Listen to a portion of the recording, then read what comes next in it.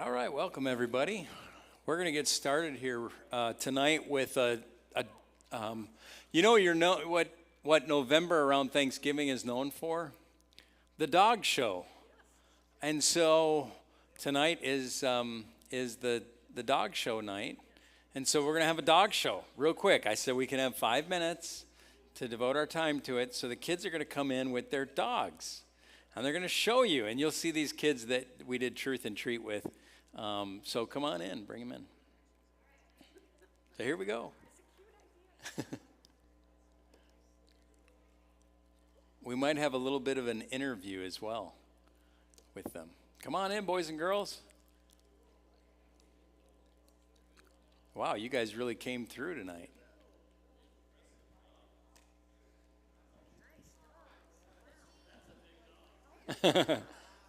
That's a weird looking dog. Yeah, Pluto.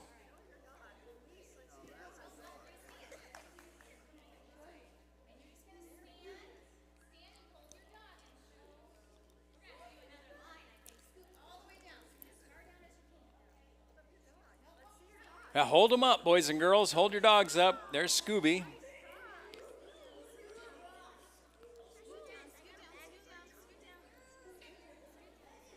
Wow.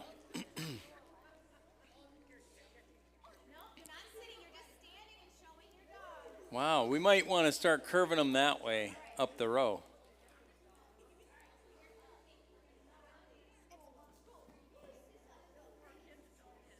Hi, keep going down, guys. We got to see everybody's dog.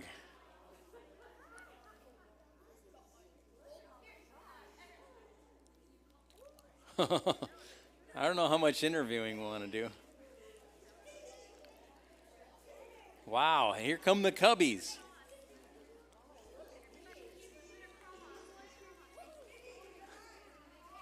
All right, show everybody what you got there.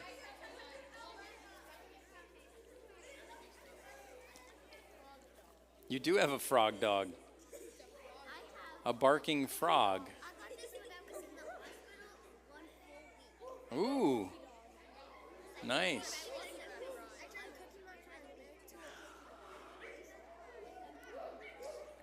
All right, boys and girls, looks good. You remembered. Yeah.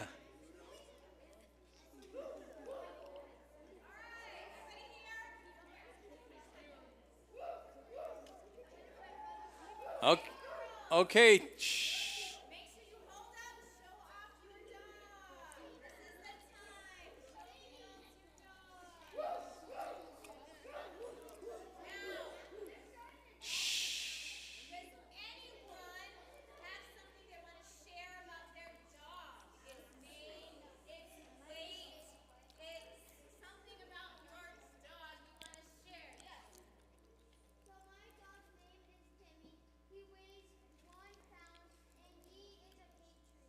Oh.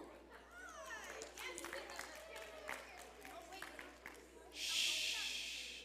Speak loud. Luna. 2 pounds. All right.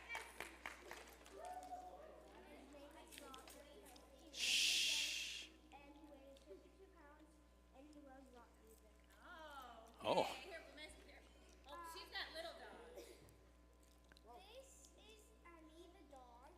She has 6 pups. 2 of them are one's with her, and then one's with another kid. Kid. Okay. Over here. Another kid? Okay, a couple turkeys. Yes. Shh, guys. Shh. Okay.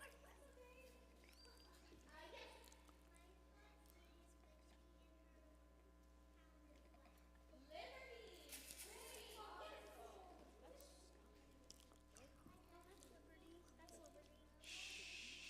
Guys. Shh.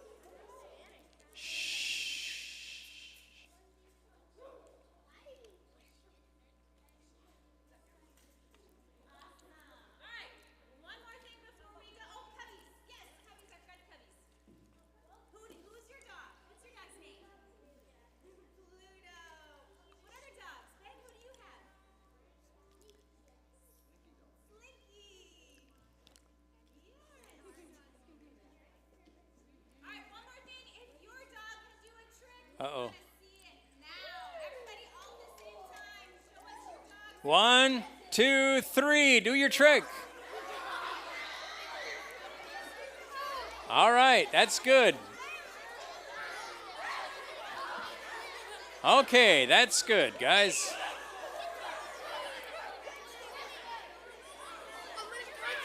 Guys, pay attention. We're going to head back. Should have started with the tricks. All right, guys. Shh.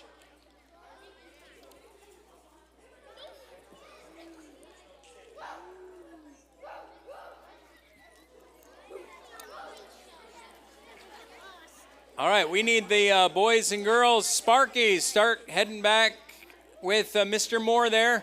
Guys, hold on to your dogs now. Don't throw them. Shh, no more throwing. Okay, T&Ters, followed Mr. Daniel over there. Keep going. There you go. Okay, keep following, guys. Keep going.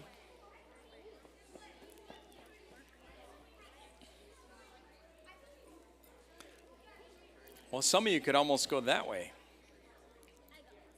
Okay, go that way real quick, or go that way, or whatever. All right.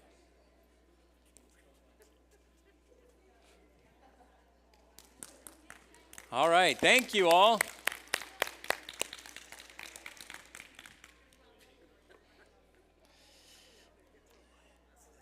Yeah. Now we get to go right into our Bible lesson tonight.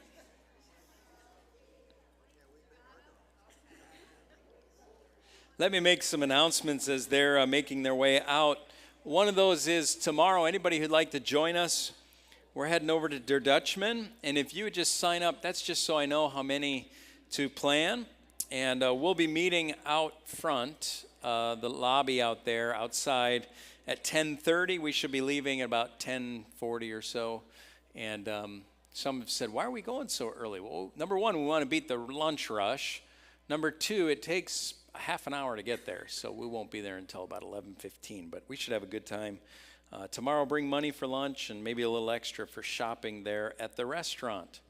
Some other things coming up: Christmas decorating this Sunday at the end of the service. Also, as part of this Sunday, we're gonna the service will be a lot less predictable this Sunday. What do I mean? We're gonna kind of start things a little different. We're gonna sing one stanza of some thanks songs, and then we'll have a time for testimonies. If there's something that you're very thankful for and you just want to express that to the church and to the Lord, we're going to give you an opportunity this Sunday to do that, and we'll sing some more. And so we'll take a good portion of our time singing and sharing testimonies, and then a message, and then after the service we'll do Christmas decorating here at the church. Anybody who would like to stay can help us with that. No midweek service next week, just a note about that. So we won't have our service. And there won't be Sunday school on the 30th, but instead, that's the Sunday after Thanksgiving. Instead, we're going to meet if you'd like to come early, we're going to meet at 10 o'clock out in the lobby and have some fellowship time with some refreshments out there on the 30th. And then don't forget the Singing Tree is coming up on the 13th and the 14th of the month. I was just telling Pastor Austin today the fruit that we've seen come out of the Singing Tree. Through the years, the cooties came to our church because of the Singing Tree. Casey and I and some of our kids were out. We were just on a golf cart ride, I think, with my father-in-law. My kids were, at least. And we stopped by a house that was for sale, not that we were looking or anything. And we went inside, and Dennis was the realtor. And we got to talking to him, and he says, yeah, we have a daughter, and she's probably going to be going to college, but you probably wouldn't know the colleges that we're looking at. And he said, yeah, we're thinking about Pensacola Christian or Bob Jones University.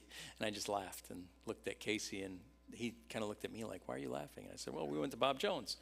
And then we invited him to the Singing Tree, and they came. And the Fishers, Dan and Karen, came. They're in our church because of the Singing Tree. So Roger and Tina Bennett invited them along with a lot of their park, and they came and have kept coming. What I think is so cool about that is both of them, the Cooties and the Fishers, or Dan, and Lely and Izzy, were all in the Singing Tree like a couple years ago. So I thought that was really neat to see how the Lord orchestrated that.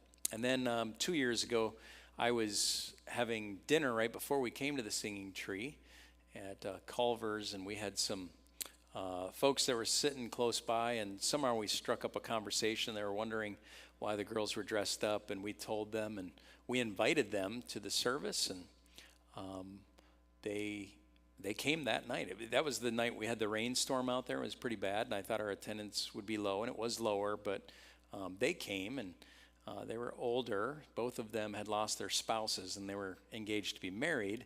They were coming for about a month, and then he lived down in Naples, she in Sarasota, so he would come up and see her. And so then they moved, obviously, down to Naples. But so there's some that's some fruit from our Singing Tree. So let me encourage you to invite people in your neighborhood, and Lord willing, we'll have invites probably as early as this Sunday for you to take and to invite folks. So those are just some of the things that are coming up. Don't forget about the Awana store needs for Christmas. Details as far as what's needed are in the recent email that we send out weekly. So just some notes about that. All right, we're going to start with our Bible study because we're going to dismiss our deacons at about 1:15 here tonight. So let's turn in our Bibles tonight to Exodus chapter 20. I know we've been in Exodus 20 now for about 3 or 4 weeks, and we've had some good discussion about this, and I think it's a good landing spot just because it's so important to not only, the Christian faith, but also even in our country and the world when it comes to moral conduct and moral character. A lot of it stems back to the 10 Commandments. And so to be able to look at these and discuss them, I think, is very helpful for us as a church. A lot of it is, pretty well known. We've maybe exhausted it in certain ways, but I think it's good to kind of talk through because it's even convicting as we do. As I've been thinking about this, you get under conviction as you think about the depths of some of these things as far as our spirit and attitude go when we think about the commandments. So Exodus chapter 20, and we'll begin reading in verse 12. It says, "Honor thy father and thy mother, that thy days may be long upon the land which the Lord thy God giveth thee. Thou shalt not kill. Thou shalt not commit adultery. Thou shalt not steal. Thou shalt not bear false witness against thy neighbor. Thou shalt not covet thy neighbor's house. Thou shalt not covet thy neighbor's wife, nor his manservant, nor his maidservant, nor his ox, nor his ass, nor anything that is thy neighbor's." And we'll pause right there here as we look tonight at thou shalt not. And that's often, I talked about it last week, that's often the way we view these, the 10 Commandments, as a bunch of don't do these things. But they're honestly for our protection in many ways. So we look at the negative side, but there is a a good side to these, and we touched on that a little bit.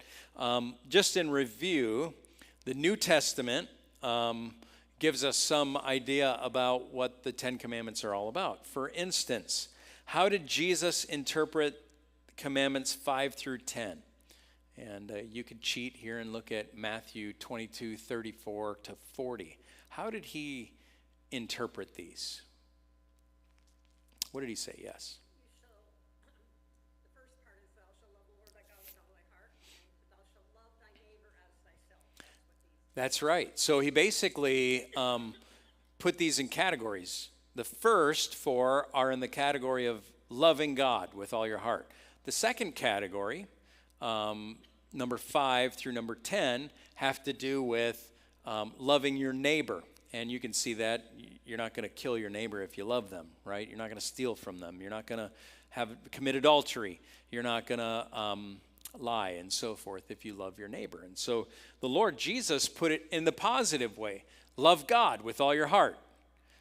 Love your neighbor. He didn't say thou shalt not. He said love your neighbor. And so I think he gave us the positive side of those things. What one commandment did Jesus confront with the rich young ruler? We talked about this last week. I just wanted to touch on a couple of New Testament things. Do you remember? If you can go and look at Luke 18 to 22. What did he struggle with? Stuff, right? Yeah, he struggled with stuff. He struggled with really, what he was, idolatry, what he was really committed to. Is he committed to God, or was he committed to things? And we find out really that he was committed to his things because he wouldn't abandon them and follow the Lord. And, it's easy when you have stuff, when you have a lot of money, we'll say, because you don't need anything. You've got everything you need. And so why would you need God? And we looked at, even Sunday, we talked briefly about the prodigal son. He got to the place where he was in need. That's a good place to be, because that's when the Lord helps us, when we realize we have a need. So according to Matthew 5, 21 to 22, Jesus dealt with murder on a different level. How did he deal with it? How did Jesus deal with murder in Matthew 5 in the Sermon on the Mount?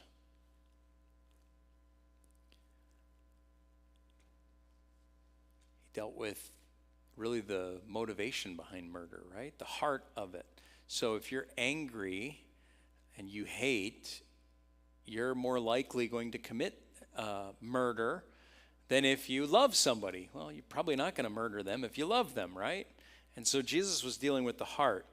And really that's what you see the Lord when he deals with these matters. He's dealing with the heart of people. Okay, so we're going to get to the next one. Last week we looked at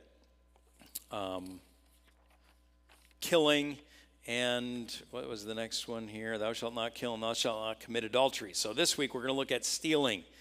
So the first question is, what does theft do to a relationship?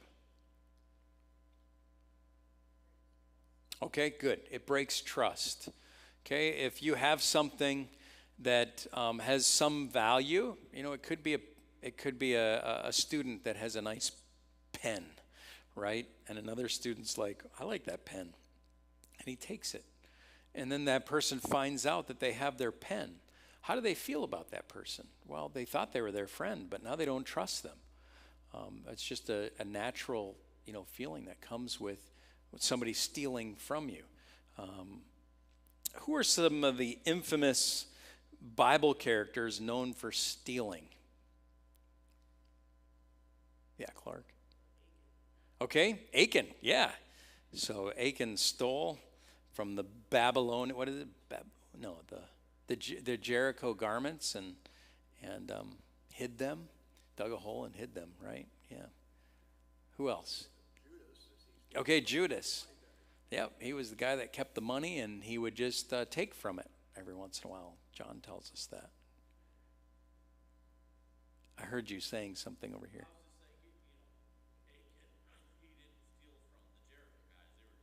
Right. Steal from the Lord, yeah, ultimately, because the Lord said it's all dedicated, but yes. Who else? Come on, there's some more, yes. Zacchaeus, because when he came to the Lord, he said he would repay back Okay, 7 times. yeah, good. Zacchaeus was a thief. Who else?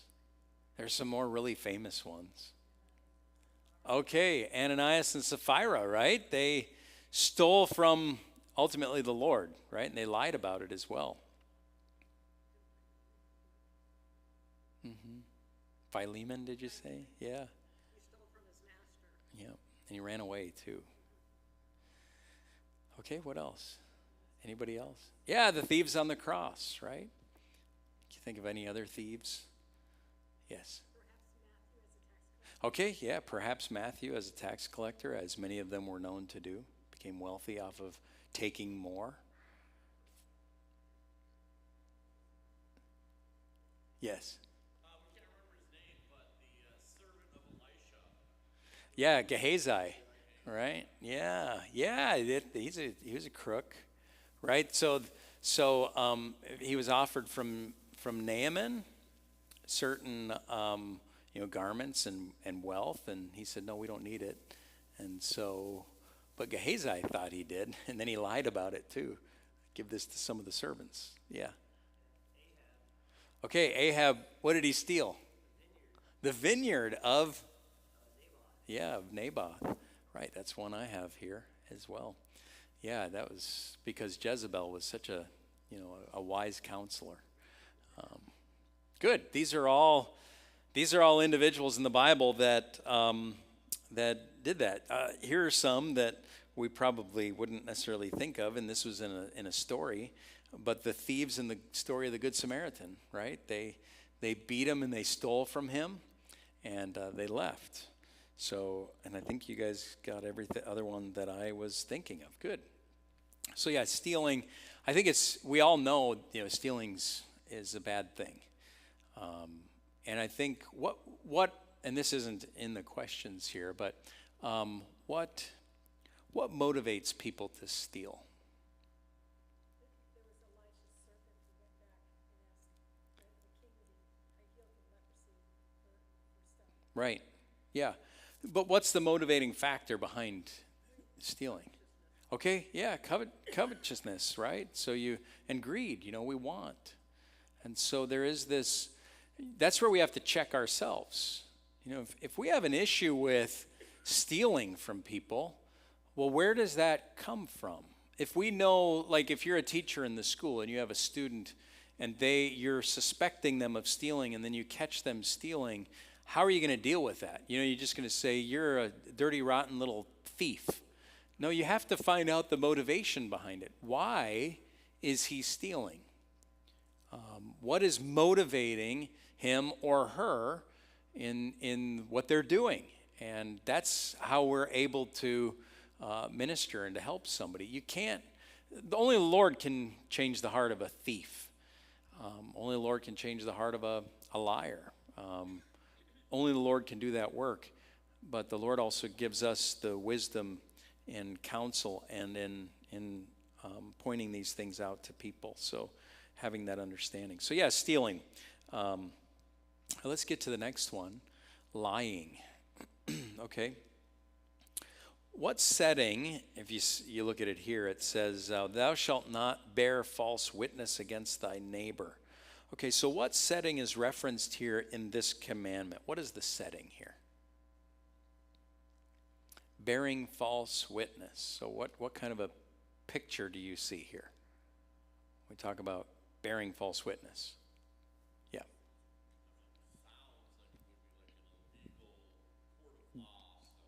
That's right.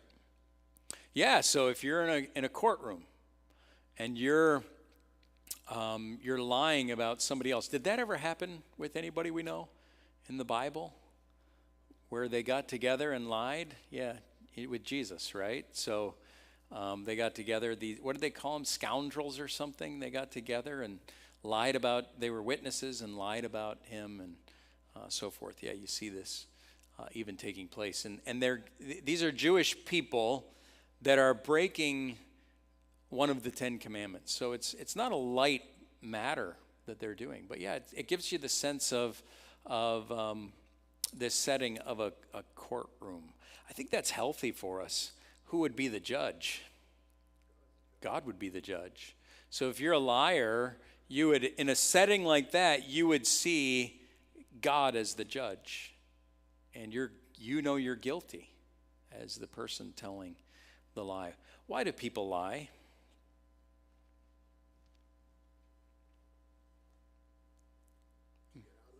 Okay, often to get out of something. All right, a kid, they're known for that, right? No teacher in here has ever said to a kid, hey, why did you do that? I didn't do it. And you watch them. I was at a basketball game last week, and one of the guys went up for a block. And when he went up for the block, he went up very violently for the block. You know, you watch on TV, on Sports Center, and you'll see these guys block, and they just throw it. You know, they just get up there, and they swing their arm, you know, for great effect. And this guy did that. The only thing is he missed the ball and clobbered the guy. And the guy falls to the ground, you know, kind of dramatically. And he gets whistled for a foul. And I remember Mr. Ross said, he yelled out at him, he said, you swung at him, or something like that. And the guy said, I didn't swing at him. And I thought, I think everybody else saw you swing at him here. But, you know, you don't want to be guilty of, you know, whatever that is. And so I didn't do it. You know, we want to get out of trouble. Okay, what else? What are other reasons why people lie? Okay, pride. Yeah. Yeah. Okay, yeah, you might want to omit some details that may make you look, you know, bad, and that goes along with that aspect of pride as well. Yeah, good, yeah. Okay, good. Yeah, you may feel like the truth is more hurtful. And so you're going to, well, I'm just going to tell a lie because this, you know, it'll end up being better, right? Other reasons why people lie.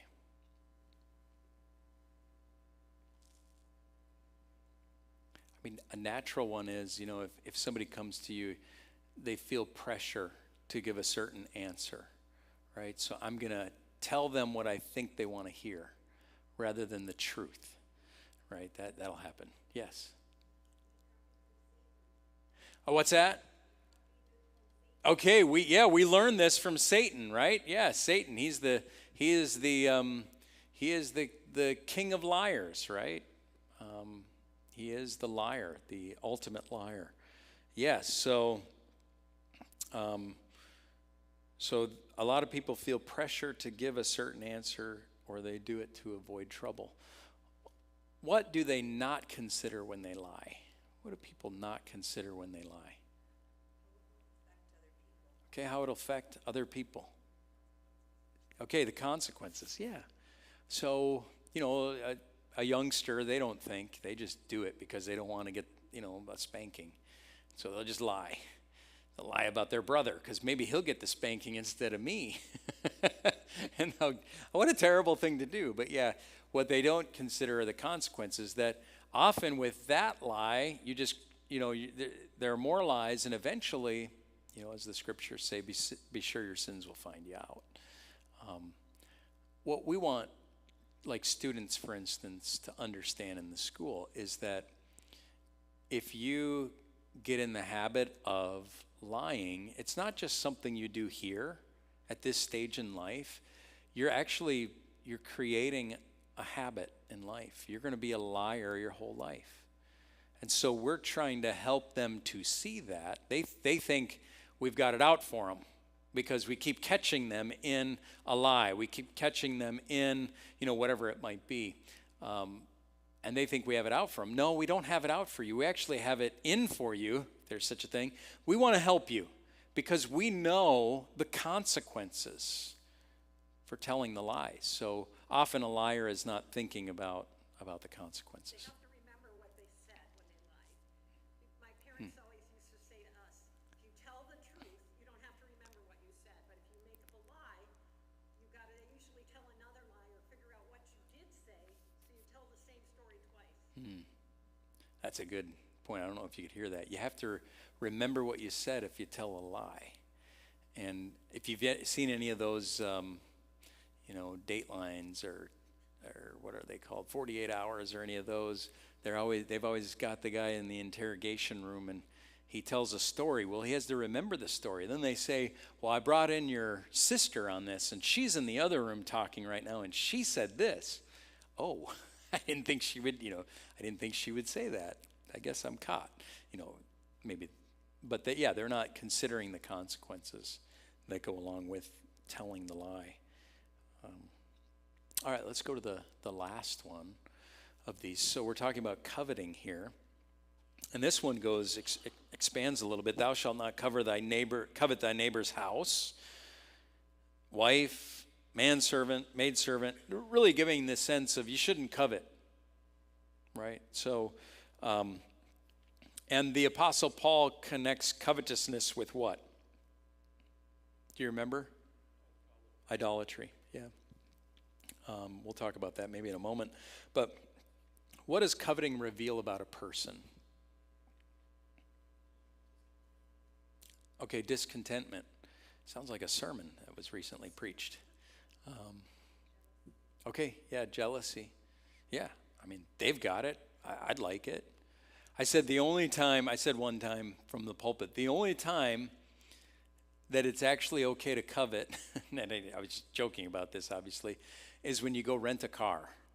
They say, well, what would you like? Just go get in it, and, the keys are in it. So, that row, well, I like that one.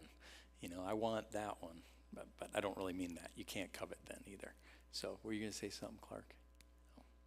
So, coveting, it reveals a lot about a person. And it kind of goes with what I said on Sunday.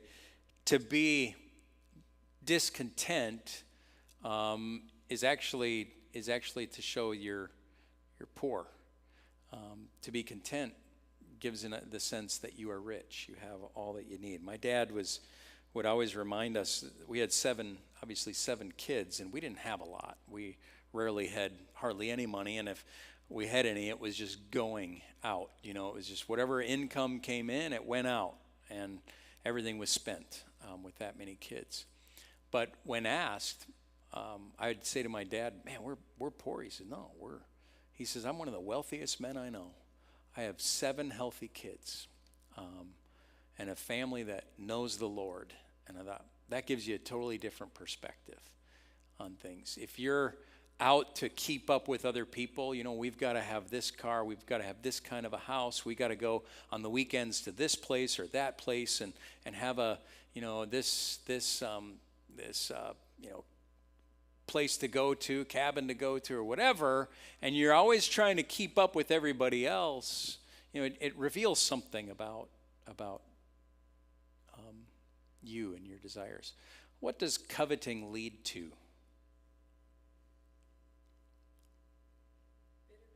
Okay, leads to bitterness, yeah.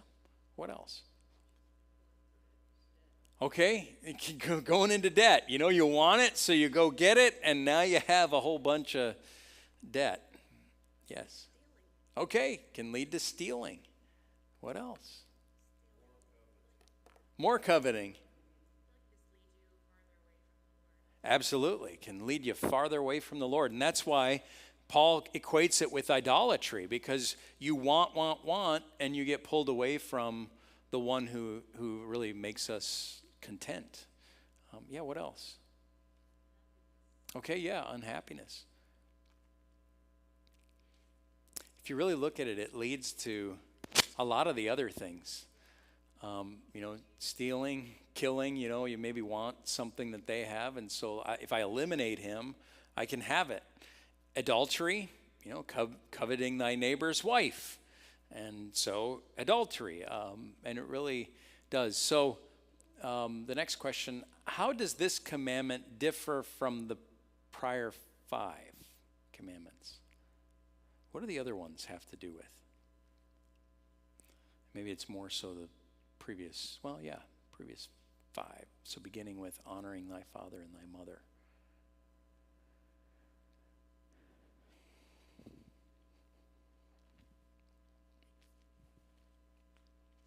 Mm-hmm.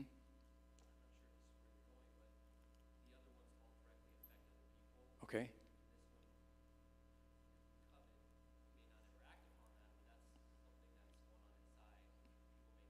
That's right. You nailed it. Exactly. So to put it like what Bill said, here's the reality about this one compared to the others. Like if you're going to kill somebody, you're acting upon it on that person. So there's something there that's going on that other people know about. In this case, it may never express itself in an outward way. So only you and the Lord know this in many ways. So you may be looking at something. I'd really like that red sports car. I've always wanted that, and you do all sorts of coveting toward that, and that's all you think about. And you'll go check online and look at the pictures of this red sports car, and you're thinking about all the time the horsepower in this, and I'd really like, if I could only get a little bit more money, and then I would get this. And you can see how it becomes, covetousness just takes over everything, to where you're not thinking. And look, this is what Christmas does to us. And we think, my kid will be happy if I just get this for them. Or I'll be happy if we do this. And all of a sudden we find ourselves to be in $3,000 worth of credit card debt because we've believed the lie that everybody's selling us. That in order to have a happy family, you have to, go out there and buy all this stuff. And that's not true. And so as we come to Christmas, let's be aware of, what people want versus what they need. Oh, you just ruined my Christmas. Sorry. Yes.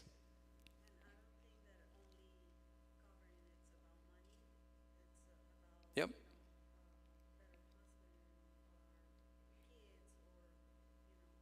Good.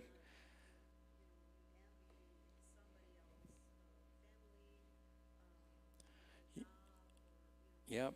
It's more than just money, right? You might just say, I want a better husband. I want better kids. I want better, whatever. And you're coveting maybe somebody else's lifestyle, what they have. And that's exactly right. And you're right about that. Okay, some application questions here as we wrap up these commandments.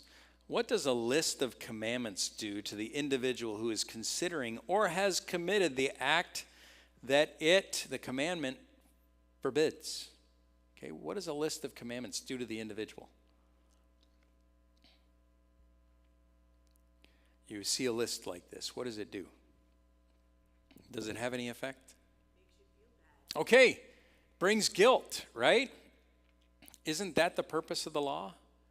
It's number one, to reveal sin, but it also brings guilt. I am guilty when I think about that. Because have I ever stolen anything? Yes. Have I ever lied? Yes. Have I ever dishonored my parents? Yes. And we could go down the line, and especially as Jesus interpreted these things, we could, a lot of these commandments we have broken. And so then when I look at that, I'm guilty. And then I say, what can I do? Like the Philippian jailer, what must I do to be saved, to be delivered from this guilt, from the penalty, the consequence for my actions? Well, that's exactly what Paul said to him. Believe on the Lord Jesus Christ, thou shalt be saved. Confess your sin. And the Lord is faithful and just to forgive us of our sin. And what does this list of commandments reveal to the person who seriously considers it? Okay, yeah, we all deserve hell. We all deserve the consequences for breaking the commandments, right?